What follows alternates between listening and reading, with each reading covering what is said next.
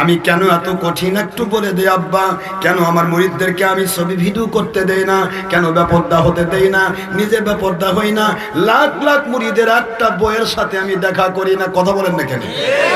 আমার লক্ষ লক্ষ মহিলা মুরিদা একটা নজর দেখার জন্য পাগল, কিন্তু আশরাফ সিদ্দিকী জোরহাট দেখা করবে না। কেন করবে না? কারণ আমার নবীজি বলেছিলেন, ও উম্মুল মুমিনিন, বুখারী মুসলিমের হাদিস, উদখুলু ফি বুয়ুতিকুন্না, আপনারা ঘরে ঢুকে যান। সবাই দেখলো কে আসতেছে, সাহাবী আব্দুল্লাহ ইবনে উম্মে মাকতুম। তিনি হলেন অন্ধ সাহাবী, জন্মান্ধ অন্ধ সাহাবী আসতেছে। মহিলা দেখ হুজুর বলতেছেন স্ত্রীরা ঘরে ঢুকে যান। আল্লাহর কোরআনে আইন নাজিল হয়েছে, পরনারী পরপুরুষ দেখা হলে হাইটা লো দিতে হবে, লংটা ডিফার দিতে হবে। ওই যে আমার সাহাবী আব্দুল্লাহ ইবনে উম্মে মাকতুম, তিনি হলেন অন্ধ সাহাবী, আসতেছেন, আপনারা পর্দা করুন, আমাদেরকে শিক্ষা দেওয়ার জন্য। আম্মা জান বললেন, হুজুর উনি তো ঘরের উনি তো অন্ধ মানুষ, উনি তো আমাদের দেখতে পাবেন না। আল্লাহর বন্ধু বললেন, ও উম্মতের মা, আমার স্ত্রীগণ, উনি অন্ধ হতে পারেন। আল্লাহর কুল্লিল মুমিনিনা ইয়াগুদ্দু মিন আবসারিহিম, পুরুষ পরনারীর দিকে চোখ করলে হাই লো করতে হবে, এটা তার পক্ষ থেকে তিনি সেভ হয়ে গেছেন, তিনি অন্ধ দেখবেন না।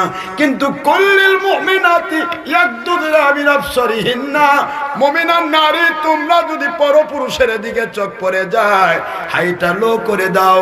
আপনারা তো অন্ধ না, আপনাদেরও পর্দা করতে হবে। জোরে বলুন সুবহানাল্লাহ। আমি আমার প্রজেক্টর আলা মুন্সি ভাইদেরকে বলি, কেমনে বাহাস করবা ভাইজান? মহিলার মধ্যে প্রজেক্টর দিয়ে কাক দেখাও, তোমাক না তোমার আব্বাক?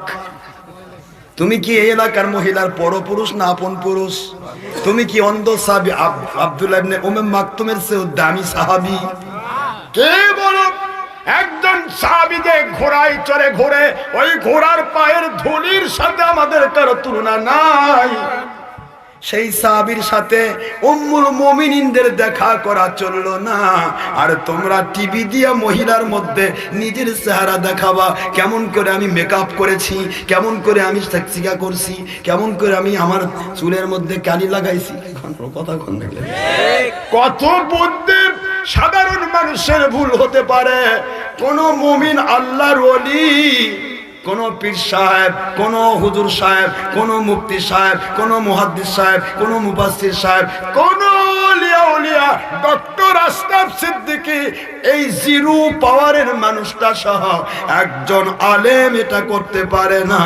নবী বলেছেন, লা ইয়াজিদু রিহাল জান্নাহ ইয়াউমাল কিয়ামা, যারা চুলের মধ্যে দাড়ির মধ্যে কলপ লাগালো, সিনথেটিক লাগালো, পালিশ করলো, আর মহিলারা নেল পালিশ লাগাইলো, আল্লাহর নবী বলেন এরা যত আমল করুক না কেন, এরা জান্নাতের গন্ধ পাবে না।